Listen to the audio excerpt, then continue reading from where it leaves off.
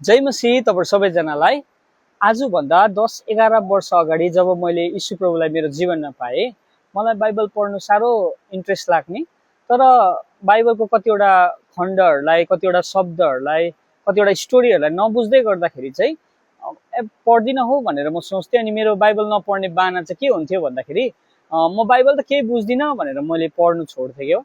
तर त्यो समयमा मेरो एकजना साथीले मलाई यो फुड फर द सोल किताब डेली डिभोसनल बुक गिफ्ट दिनुभयो। अनि जब मैले यसलाई पढेँ नि, मलाई बाइबल पढ्नु एकदम सजिलो पर्न थाल्यो।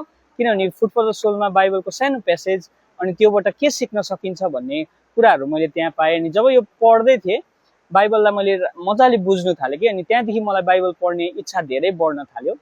अनि आज पनि हाम्रो वरिपरि यस्ता धेरै मान्छेहरू छन् जसलाई बाइबल पढ्नु इच्छा त लाग्छ, तर कतिवटा कुराले गर्दै गर्दा, बाइबलको कुरा नबुझेकोले गर्दै गर्दा पढ्दिन हो भनेर सोच्छ। अनि त्यही कुरालाई ध्यानमा राखेर हरियो खड्का टिमले यो food for the soul daily devotional किताबलाई तयार गरेको छौँ। यो किताब अब एउटा अर्को डेली डिभोसनल किताब मात्र होइन, तर यसले तपाईलाई परमेश्वरको वचनसँग सधैँ जोडेर राख्न, उहाँको सम्बन्धमा अझै गहिरिनमा तपाईँ र मलाई सहायता गर्नेछ।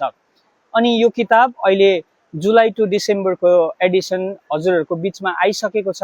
अनि तपाईँले यो दिएको नम्बरमा सम्पर्क गरेर तपाईँले तपाईँको कपीलाई अर्डर गर्न सक्नुहुनेछ। अनि निश्चय जसरी मेरो जीवनमा यो फुड फर द सोलले धेरै प्रभुको वचनलाई बुझ्नमा सहायता गरेको छ, अनि म विश्वास गर्छु हजुरलाई पनि प्रभुको वचनलाई बुझ्नमा यो किताबले सहायता गर्नेछ। अनि एकदमै पढ्नुहोस् भनेर एन्करेज गर्छु, किनभने कसैले भनेको छ today's readers is tomorrow's leaders. त्यसकारण तपाईँले यो किताब पढिदिनुहोस् भनेर तपाईँलाई रिक्वेस्ट पनि गर्दछु। Thank you. जय मसीह।